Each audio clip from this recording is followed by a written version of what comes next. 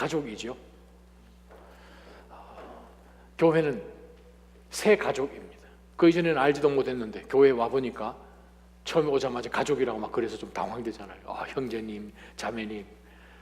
제 친구가 신학교 때 졸업을 하고 개척을 했는데 나이 80 넘으신 장로님을 붙들고 형제님 그래가지고 굉장히 어려웠습니다. 그렇죠. 우리가 크게 보면 정말 교회는 하나님의 가족이죠. 새 가족이죠. 특별한 관계입니다.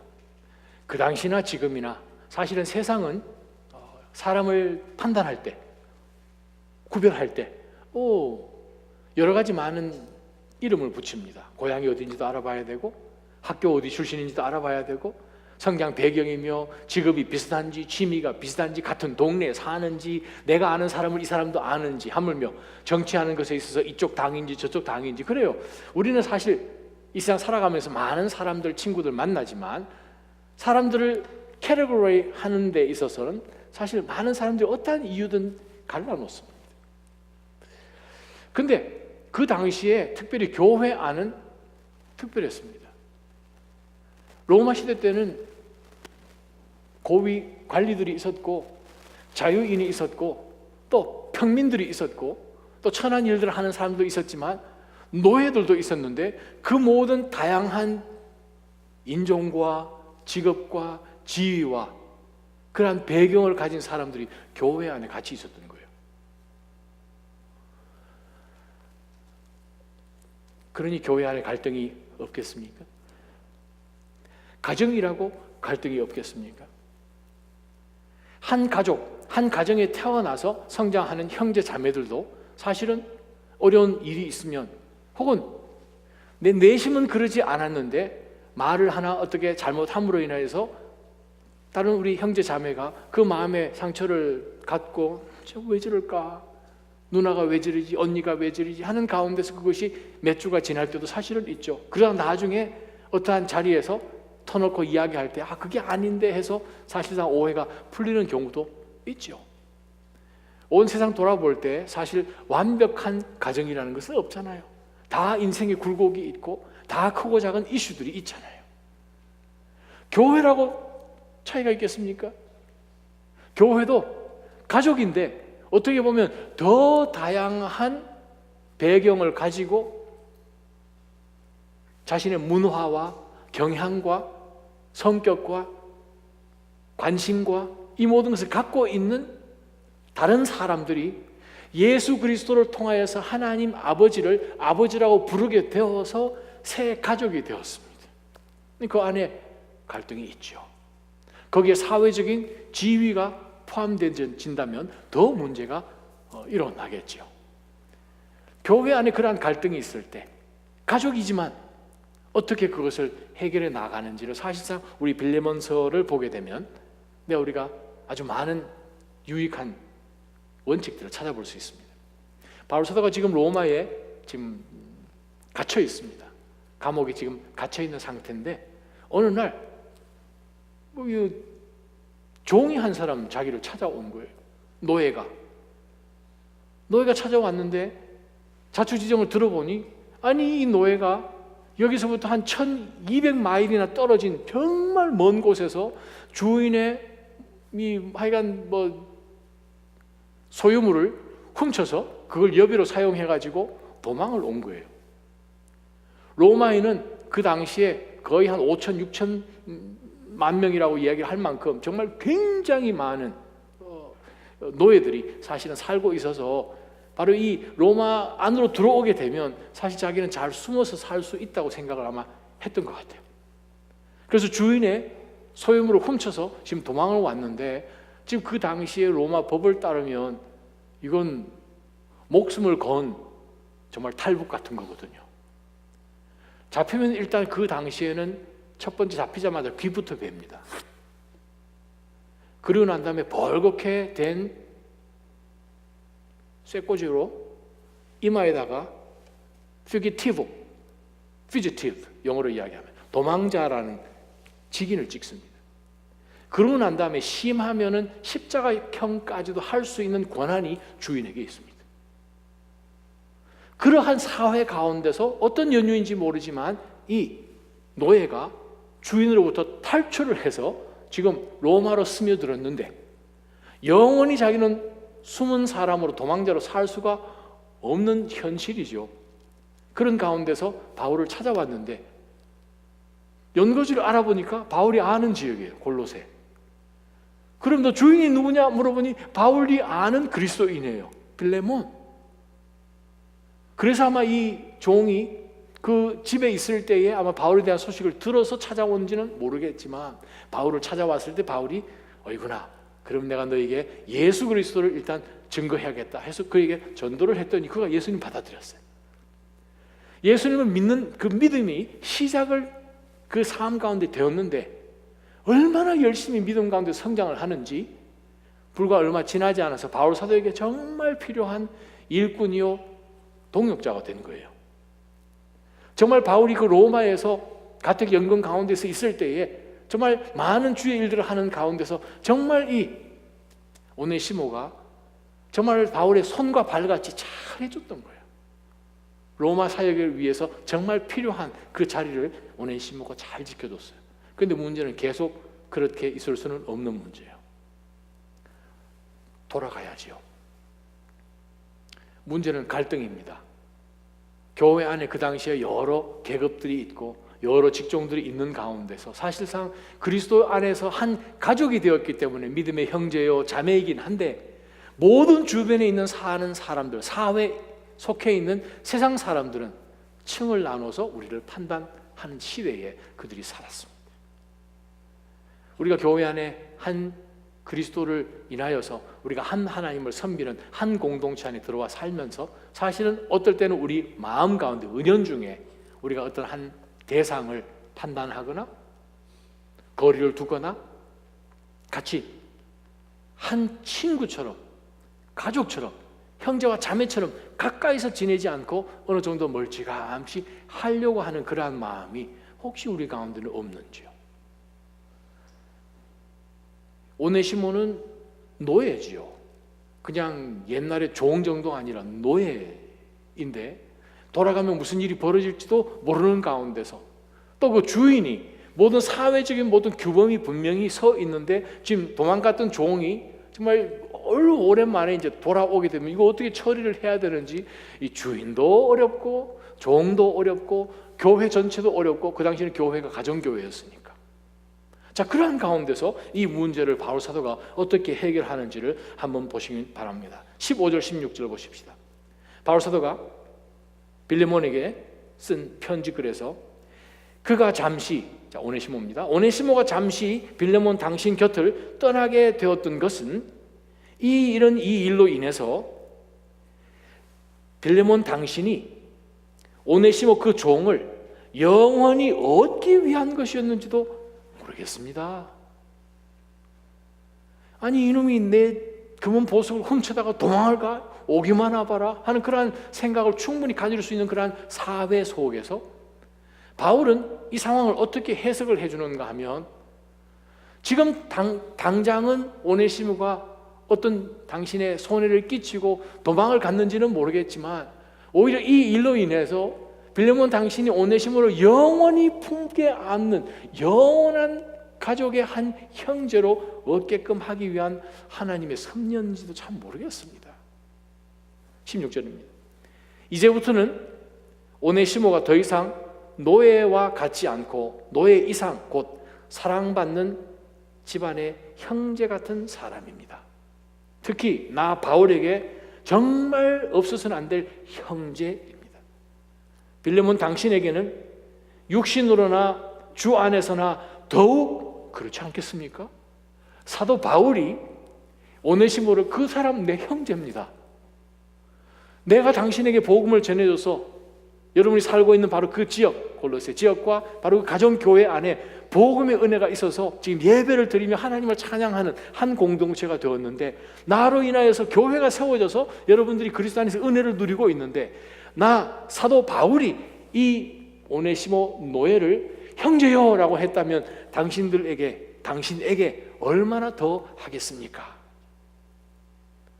우리가 가정 안에서 그리스도를 통하여서 새롭게 한 가족이 된 공동체 안에서 제일 먼저 우리의 갈등 가운데서 생각해야 되는 것은 뭐냐 하면 그리스도 안에서의 우리는 형제입니다. 그리스도 안에서 우리는 자매입니다 하는 그 생각이 먼저 있을 때에 문제를 해결할 수 있죠. 바울은 오네시모를 종으로 생각하지 않았습니다. 바울 사도는 날 때부터 로마 시민이었잖아요. 최고의 학문 가운데서 공부를 했던, 그 당시에 어려서부터 유학을 왔으니까 얼마나 굉장한 집안 가운데서 태어났겠습니까?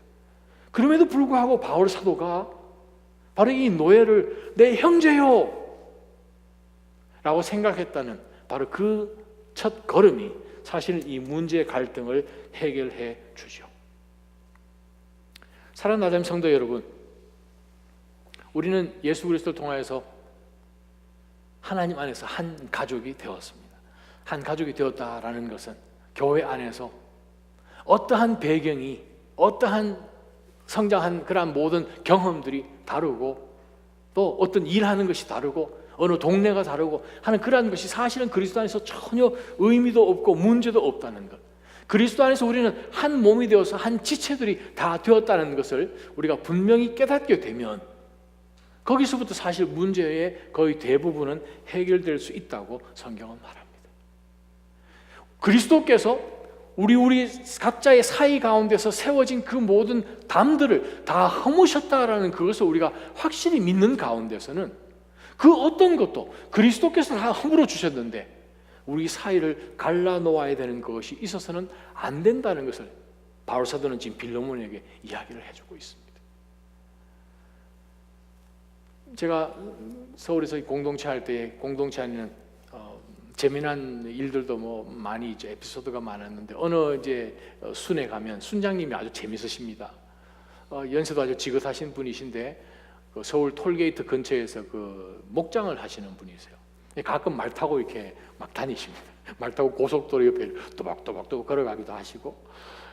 근데 그 순장님이 되게 재밌게 말씀을 아주 잘 하세요. 근데 그 집사님이 소속되어 있는, 그 순장님이 소속되어 있는 그 순회는 이분은 그냥 목장을 경영하는 농부이시죠. 근데 그 순 안에는 부총장님도 계시고 학장님은 몇 분 계시고 교수들도 여러 있고, 그래가지고 이 순장님이 자기 스스로 나는 부총장입니다 뭐 그렇게 농담도 이렇게 많이 하셨어요. 다양한 거죠. 근데 그 그리스도 안에서 서로가 각자 다르지만 한 가족 안에 품어져 있을 때에, 모여 있을 때는 정말 그 사이사이에 어떠한 간극이나 격차나 서로를 다르게 생각하는 것이 전혀 없었던 것을 우리가 경험하면서 교회는 바로 이것이구나, 그리스도 안에서 한 가족 되었다는 그 의미는 바로 이것이구나. 에베소서 2장 14절에 보게 되면 바울 사도가 분명히 이야기합니다. 중간에 막힌 담을 예수 그리스도께서 완전히 사해 주셔서 허물어 주셔서 유대인이든 이방인이든 그리스도 안에서 한 가족이 된 것을 바울 사도는 말씀하셨잖아요.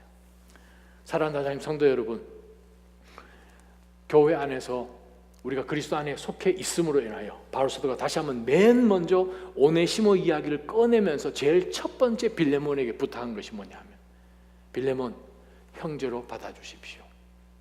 자매로 받아주십시오. 우리는 한 가족입니다. 새로운 출발이라는 얘기예요.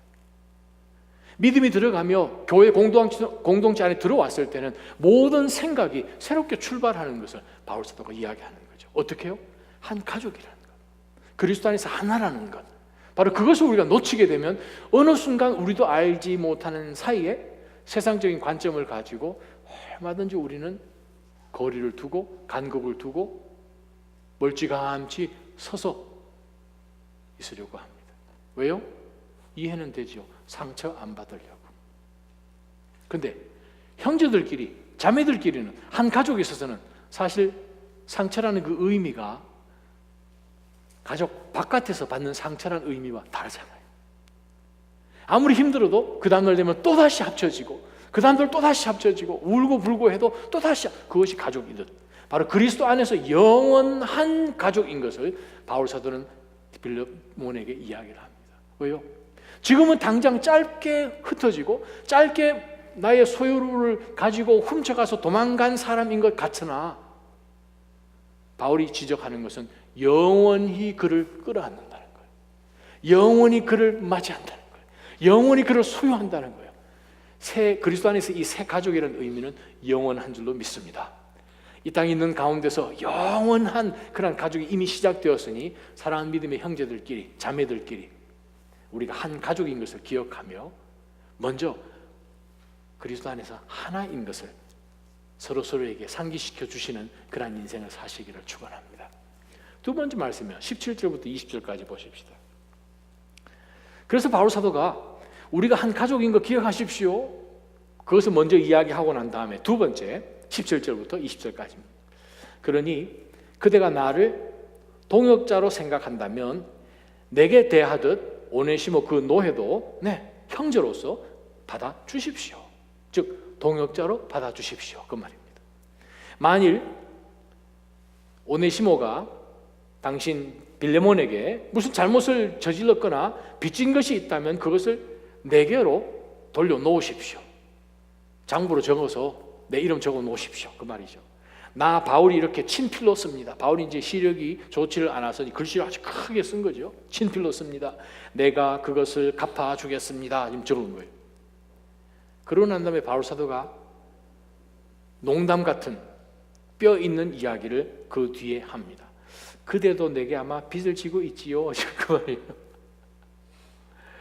그대도 내게 빚을 지고 있다는 것을 나는 그대에게 말 안 할 거예요, 지금 이렇게 한 거예요.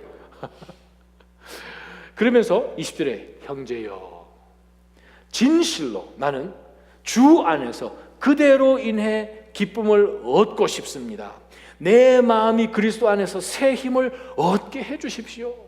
지금 로마에서 오네시모를 당신에게 보내는데 당신이 이 오네시모를 내 돈 훔쳐간 노예, 내가 이 혼주를 내야 되게, 그게 아니라 동역자로 나를 받아주시고 마치 나를 맞이한 것처럼 그렇게 맞아주시고, 그가 혹시 당신에게 어떤 손해를 끼쳤다면 내가 갚아줄 테니 그 장부에 기록해 놓으시고 내가 갚겠습니다. 근데 내가 갚으면 같이 계산합시다, 그렇게 얘기를 하고 난 다음에 20절 빌레몬 형제여, 진실로 나는 주 안에서 그대로 인해 기쁨을 얻고 싶습니다. 내 마음이 그리스도 안에서 새 힘을 한번 얻어보게 해 주십시오. 자, 오늘 이 말씀을 조금만 더 깊이 한번 들어가 봤으면 좋겠습니다. 자, 17절에 보니까 빌레몬 당신이 나를 동역자로 여긴다면 말이죠. 동역자란 말, 코이노니아란 말이죠. 지금 교제란 단어를 지금 사용했습니다. 빌레몬 당신이 나와 함께 그리스도의 나라를 위하여서 함께 동역하는 가족의 이 위치에서 이제는 동역의 위치로 옮겨집니다. 그리스도 안에서 새 가족이 되었다는 그 의미는 이 가정이 해나가야 되는 그 방향의 일을 영적으로 감당을 하는 공동체인 것을 바울이 이야기하고 있죠. 특별히 세상 그 어떤 가족 내에서도 가질 수 없는 하나님과 함께 동행하는 코이노니아가 있습니다. 6절에 보게 되면 사귐이란 표현으로 번역을 해놨는데 우리 17절에 보게 되면 동역자란 단어로 또 번역을 바꿔놨어요. 빌레몬 당신이 나를 동역자, 즉 함께 코이노니아, 함께 교제하고 사귐이 있는 사람으로 생각을 한다면 바로 나를 그렇게 해야 하듯 오네시모를 그렇게 받아주십시오. 그러고 난 다음에 여러분 20절 한번 보시기 바랍니다. 빌레몬이여, 진실로 나는 주 안에서 빌레몬 당신으로 인해 오네시모를 얻고 싶습니다, 그 뜻입니다.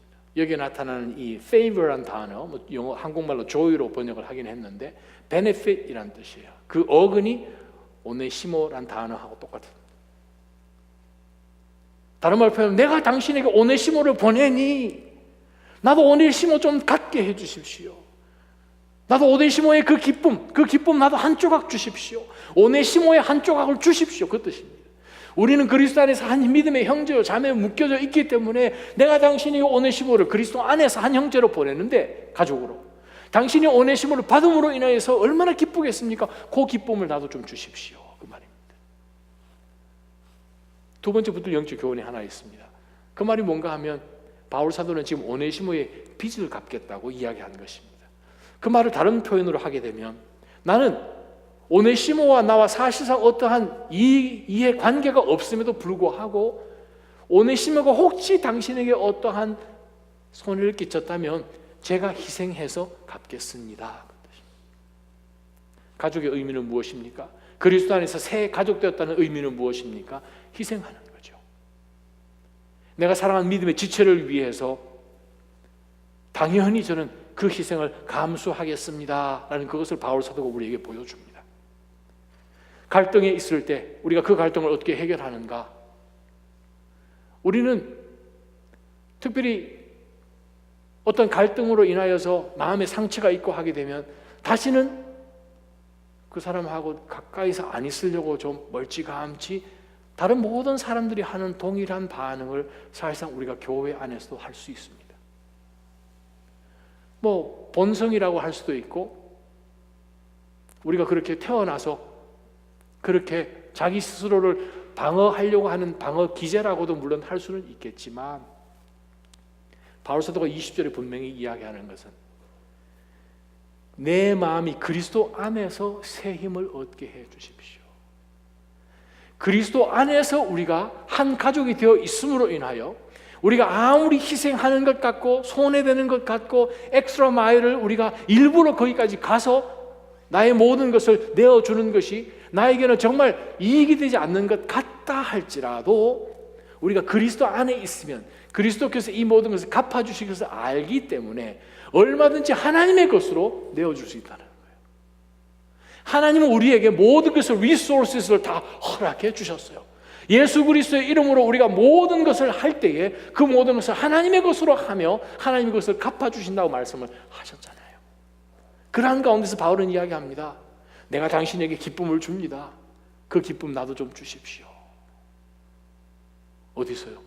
그리스도 안에서. 새 가족 안에, 믿음의 공동체 안에, 우리가 모일 때마다 때로는 우리가 듣는 것이 힘들 수도 있고 내가 속에 있는 것을 나누는 것이 힘들 수도 있고, 그러나 우리가 서로 믿음의 형제 자매의 그러한 어려움이 있는 것을 보고 듣고 우리가 그것을 어떻게 해서 도와주려고 하기 위해서는 때로는 우리가 시간도 써야 되고요, 물질도 써야 되고요, 더 많은 신경도 사실은 써야 될 줄 모릅니다. 그러나 바로 그것이 교회입니다.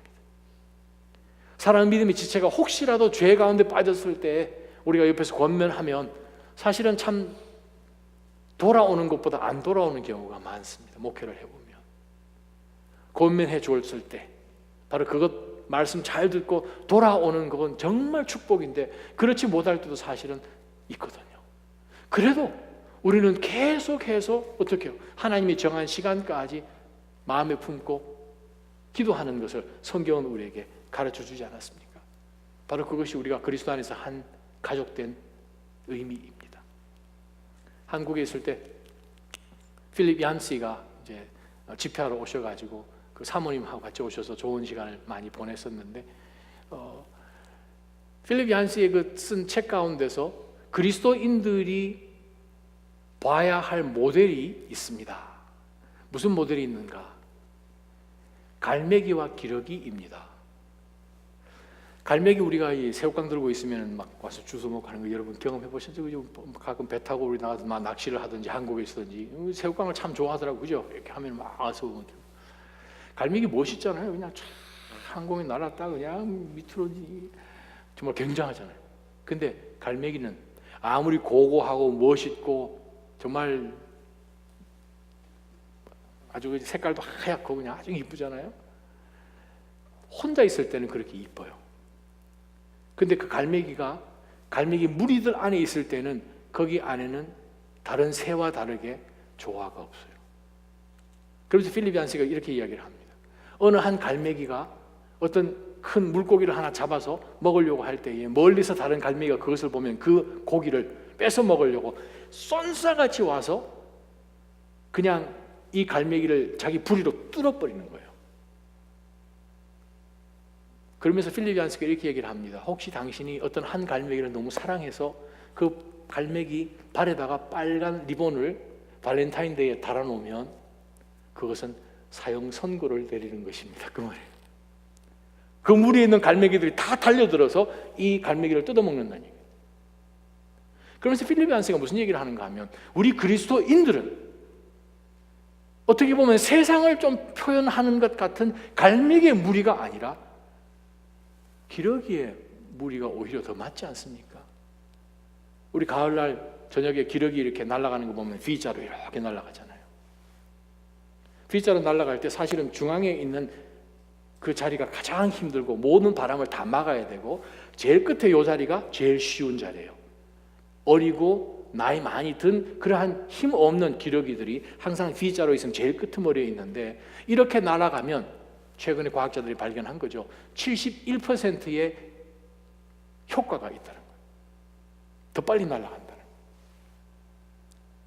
그렇게 날아가면서 제일 선두에 있는 그 기러기가 서로 자리를 바꿔가면서 깨깨 소리를 내는 것은 힘내라 그 뜻이래요.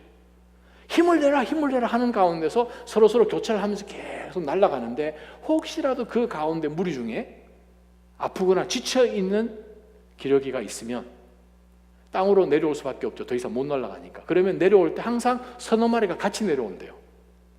같이 내려와서 바닥에 있는 동안에 이 힘 빠진 기러기가 기력을 찾도록 옆에서 도와주고 같이 있는 가운데서 기력을 되찾으면 다시 올라가서 그 그룹에 조인한대요.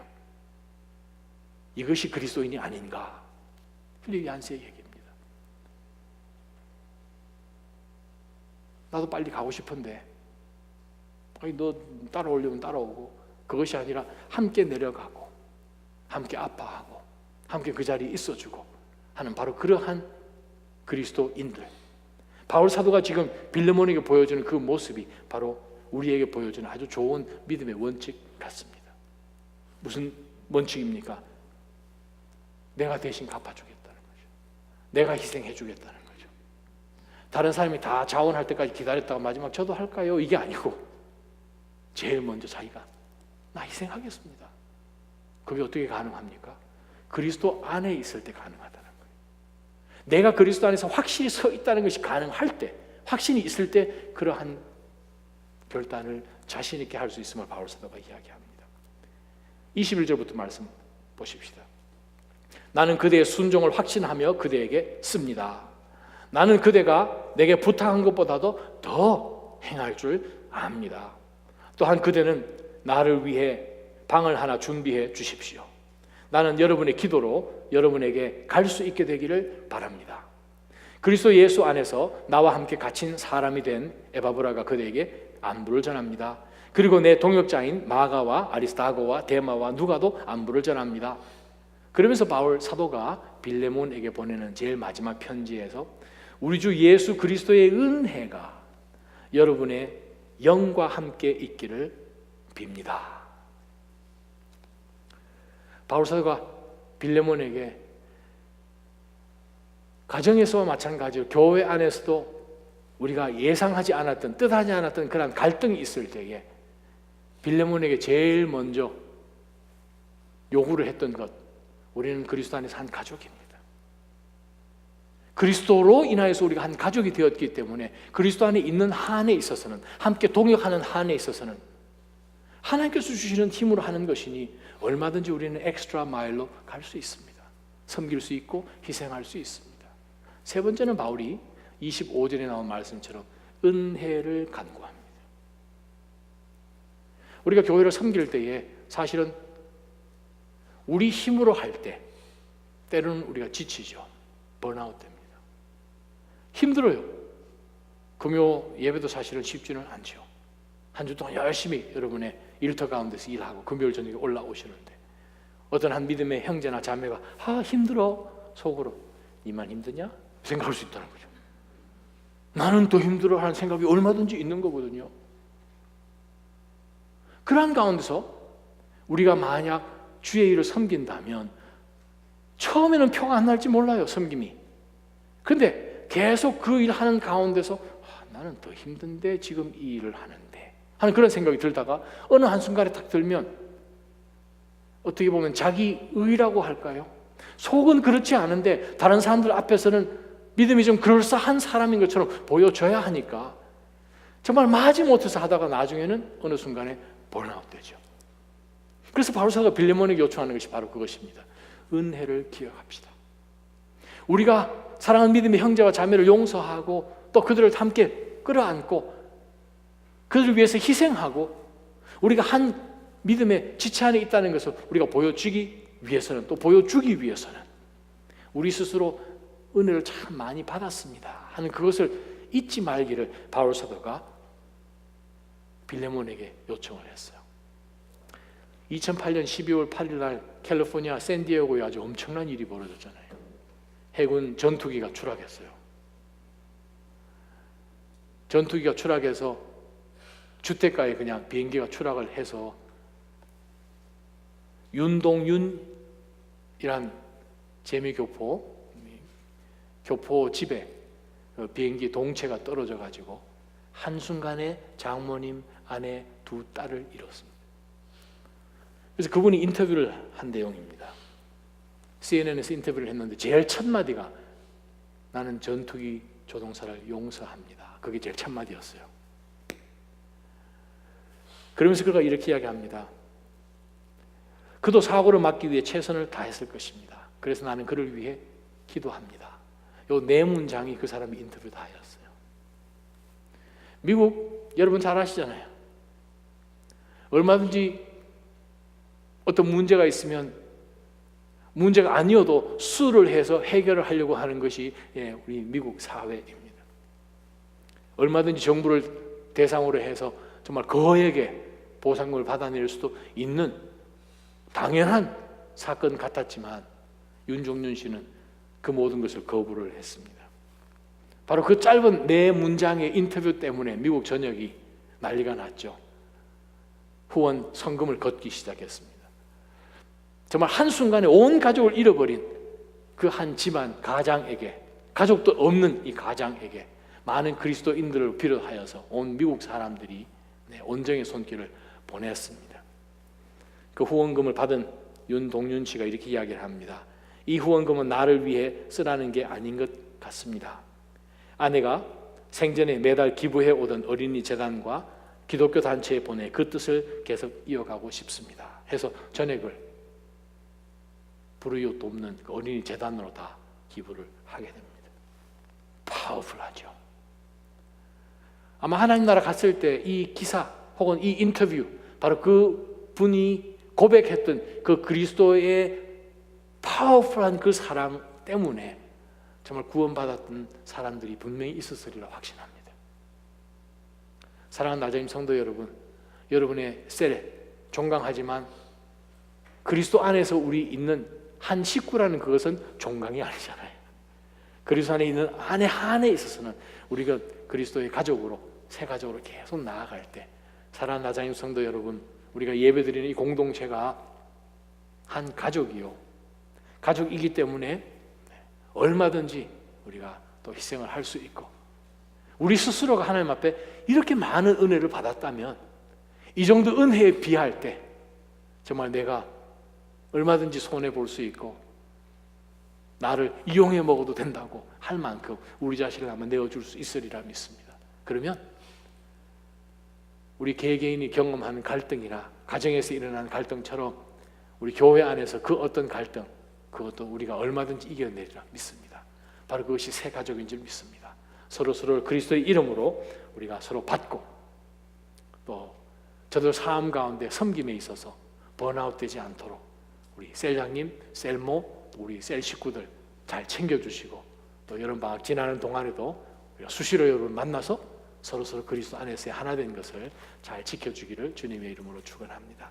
한번 기도하며 하나님 앞에 나가십시다.